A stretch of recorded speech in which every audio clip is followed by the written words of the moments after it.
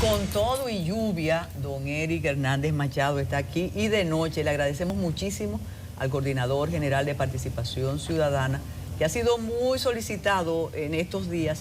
Y yo planteaba, don Eric, que ya lo que tenemos es que tratar de perfeccionar el sistema y hablar con los partidos políticos, porque seguir diciendo que se compran o se venden, pero tenemos ahí algo en relación a la misión de observación electoral de la Organización de Estados Americanos.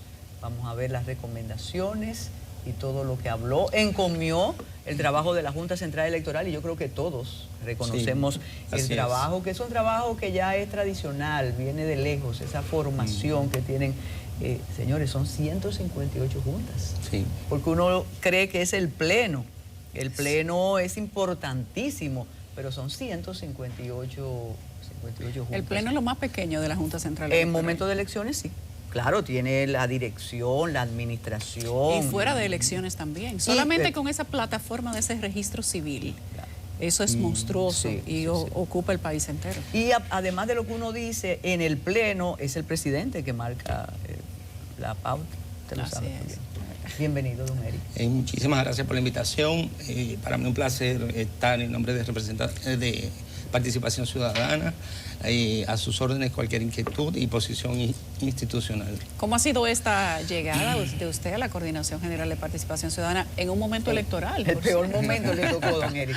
O el mejor, quién sabe. Bueno, una experiencia inigualable. Se me pide que le dé apoyo inicialmente a la Comisión de Justicia. Trabajo ahí durante 2 años.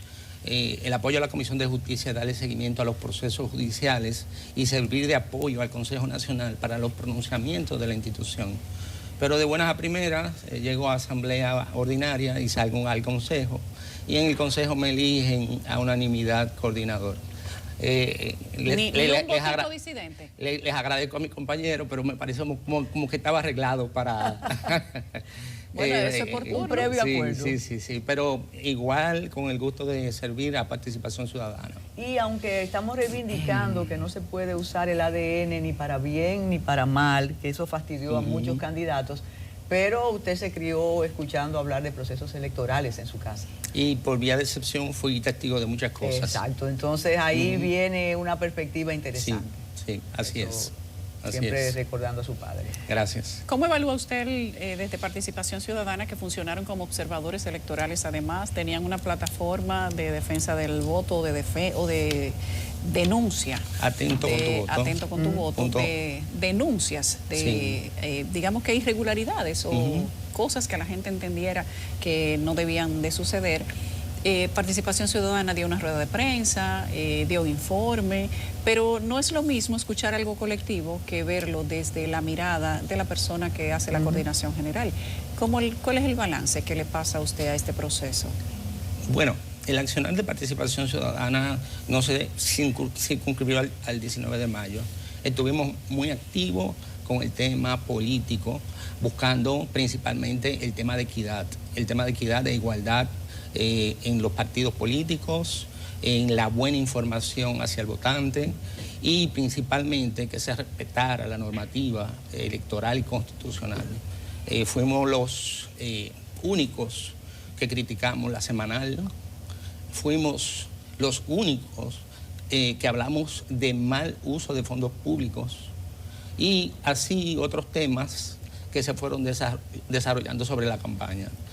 Apoyamos los debates presidenciales, pero no solamente lo apoyamos con Ángel, sino que también propiciamos y le creamos un espacio a los diputados que quisieran exponer cuál era su visión del Estado y principalmente el propósito de aspirar a esa posición pública.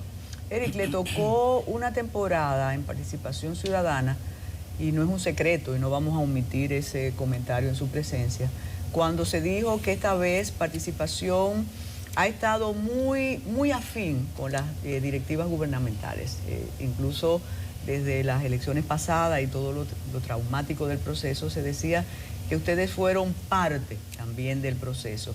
Incluso hay un dato extrañísimo y es que ustedes no presentaron el conteo rápido Algunos dicen que es que ustedes sabían que el presidente iba a arrasar y que no tenía importancia. ¿Se valora esa parcialidad que decimos algunos que ustedes tienen ahora en Participación Ciudadana?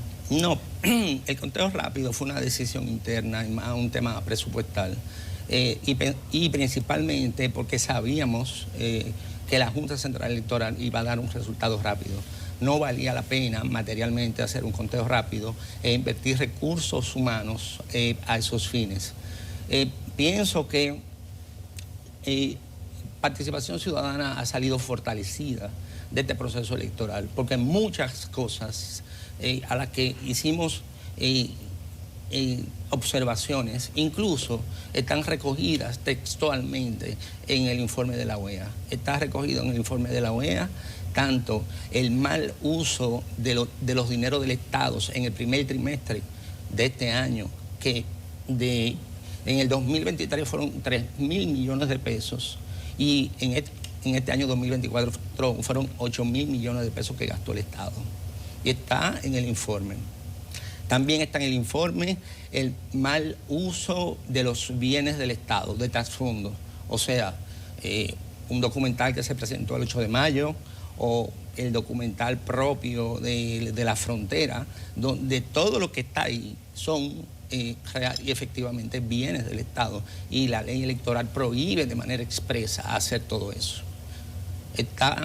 Consta en el informe de la OEA y coincide con nosotros sobre la compra de votos y con el proselitismo que se comprobó quizás en menos expresión que en otros procesos electorales, pero eso no nos puede satisfacer. Tenemos que hacer el esfuerzo de suprimir eso, en definitiva, como una práctica en la política dominicana.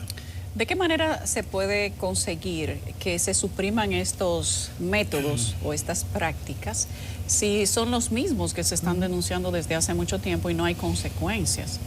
¿Qué piensa Participación Ciudadana que se puede hacer a fin de que se establezcan consecuencias, quizá por primera vez en la historia, a ver si para las elecciones del 2028 prácticas como la famosa compra de cédula, el pago por el voto, estas personas intrusas en los colegios electorales, el tema del robo de candidato de partido a otro por beneficios económicos? La propaganda cuando ya está proscrita, programas de radio que seguían y nadie pudo intervenir. Claro. Y la propaganda física. Si está prohibida la propaganda 48 horas antes, ¿por qué no desmontan todos los letreros 48 horas antes? Bueno, quizá... Consecuencias. Quizá el costo, pero vamos primero a hablar que es un tema cultural, y esto se tiene que ir desmontando poco a poco. Es cultural en el sentido de que, como correctamente ha afirmado, si no hay una consecuencia, esa cultura se va a mantener. Necesitamos para un próximo proceso electoral una procuraduría especializada en temas electorales más fortalecida. El magistrado Iván hizo un trabajo extraordinario en muy poco tiempo, porque incluso la ley tiene un dislate, tiene un tema que es del 2023 y dice que el procurador ya será llamado a concurso 2 años antes. Entonces, en definitiva, su designación es provisional, él mismo no lo manifestó, y que en la medida de lo posible, conjuntamente con la Junta Central Electoral, estuvieron en una capacitación intensa con 71 fiscales y trataron en la medida de lo posible de hacer el trabajo que le mandaba la ley.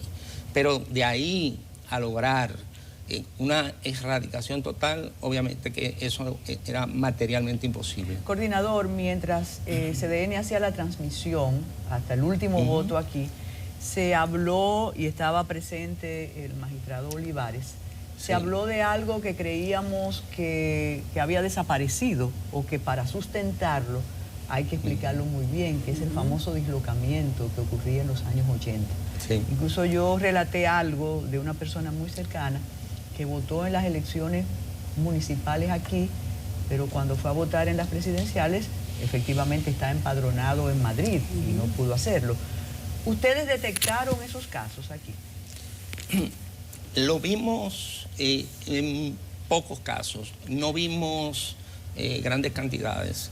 se nos presentó la situación de que un observador veía que personas que no podían votar, entonces le tomaba el dato. ¿Qué pasa? El padrón del colegio no tiene el universo del Distrito Nacional. Entonces, ese observador nuestro, cuando bajaba a la Junta del Distrito, le solicitaba que por favor le buscaran a esa persona y efectivamente aparecía en otro colegio electoral. Lo pudimos comprobar y es real. Lo importante ahora de la Junta Central Electoral es dimensionar qué cantidad de personas fueron afectadas y en qué medida eso se tiene que corregir para las próximas elecciones y que no debe de suceder más. Incluso el tema del voto en el exterior, que según dicen las noticias, no he visto información fidedigna, se debió a la ubicación del colegio electoral, que quedaba muy distante quizás de los votantes, que para nosotros 1 o 2 horas de carretera no es nada, pero allá son 800 kilómetros. Y el desplazamiento y los costos. Sí. Entonces son muchas cosas que hay que revisar, que real y efectivamente fueron puntos dentro de toda la mejoría que hubo en el proceso electoral. Sombras y luces de este proceso electoral de acuerdo a Participación Ciudadana. Estábamos nosotros analizando el informe de la OEA, un organismo al que uno puede echarle flores o tierra de acuerdo a la historia que ha tenido República Dominicana, pero hace su informe todos los años. A veces la pega, a veces no. En este caso, ha establecido mejorías y detrimentos de la democracia en este proceso electoral. Quiero saber si Participación Ciudadana tiene un informe distinto, cuáles fueron las luces que vio Participación Ciudadana como órgano observador en este proceso electoral, porque hemos hablado bastante de las sombras. Bueno, las luces, en definitiva, es el criterio de organización, la preparación de las elecciones propiamente dichas por parte de la Junta Central Electoral, la logística. Ahora, de ahí a las ejecutorias y a las dificultades presentadas en la fase final en ciertos votantes, del control, del proselitismo, de la compra de votos, son elementos que siguen gravitando. Pero partes que nosotros destacamos y que criticamos durante el proceso electoral y mantenemos nuestra posición porque fue una nota de prensa importante, fue nuestra oposición radical a que la Junta entregara fondos a partidos políticos, porque constitucionalmente no le correspondía. Sin embargo, vemos en el informe de la OEA que la OEA tenía conocimiento de ello y que le dio el visto bueno a esa solución. Entendemos que nuestro Estado de Derecho hay que respetarlo, porque si lo permitimos en esta primera oportunidad, va a seguir ocurriendo a nivel electoral. Si real y efectivamente había que aportarle a los partidos políticos su dinero, tiene que ser por el trámite constitucional que corresponde. Coordinador, pensamos que a partir de ahora lo que hay que es que abocarnos como país, como sociedad, a evitar que todo esto ocurra. Hay un ejemplo que ustedes conocen perfectamente, que es el caso de Panamá. Sí. En Panamá son 5 años, sí. Realmente eso ayuda mucho, y a partir de la asunción de las nuevas autoridades, el Tribunal Electoral, junto con la sociedad civil y con técnicos de la región, se aboca a examinar los fallos que tuvo el proceso y a proponer una modificación a la ley. Uno lo ve muy lindo así y después aquí sabe los intereses que se mueven, pero aquí hay una uniformidad cerca del oficialismo, de modo que eso se podría hacer. Sí. Porque eso que usted menciona del financiamiento a los partidos políticos, eso no lo va a permitir ningún partido. Eso se llama, eso fue una ficción jurídica y política vuestra. Del mismo modo lo que pasa con el voto en el exterior, pero quizás lo más importante, coordinador, el caso de los partidos bisagra o pequeños. O citando a don Juan, no me voy a atribuir eso y para poder decirlo, los ventorrillos políticos. Sí. Hace un tiempo... O emergentes, pero eternamente, que tienen tantos años emergiendo. Exacto. Como los representantes de la juventud. Yo me acuerdo cuando el Chato fue representante de la juventud reformista hasta que se hizo adulto.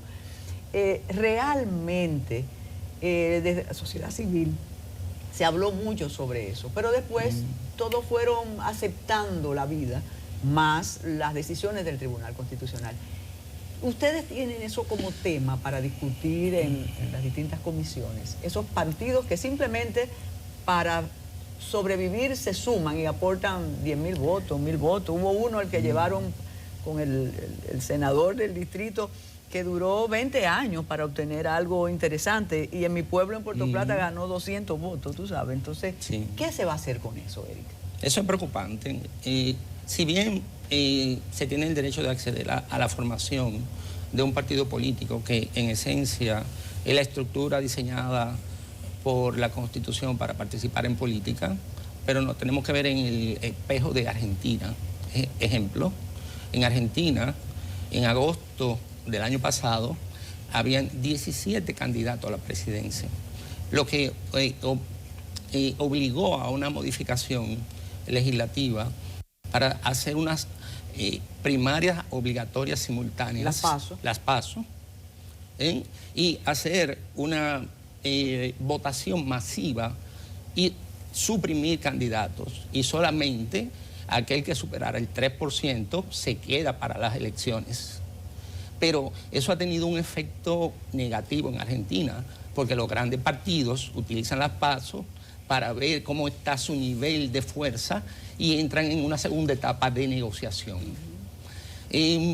Hablo de aquella experiencia en el sentido de que si seguimos abriendo el abanico de múltiples partidos y múltiples aspirantes a la presidencia, vamos hacia ese camino. Vamos al camino que vamos a tener 17 y 20 aspirantes a la presidencia, que no se va a corresponder a nuestra realidad electoral y no se va a corresponder a las capacidades que tenemos. Entiendo que las correcciones van más allá que el proselitismo, como ustedes correctamente señalan, en relación a esos partidos pequeños. Tienen su derecho, pero hay que, hasta cierto punto, establecer unos márgenes porcentuales que garantizan que tienen una representación importante para participar en los procesos electorales. Tenemos que hablar de la abstención.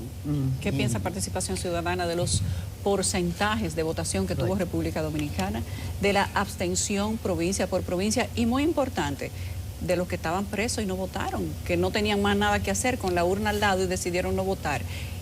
Hay una mirada especial para poner al tema de la abstención, en este caso la más alta de los últimos 60 años. Así es. O tenemos que achacárselo todo al tema cultural. Pero nosotros le vamos a dar una gabelita cibaeña y usted va a contestar cuando regresemos de la pausa.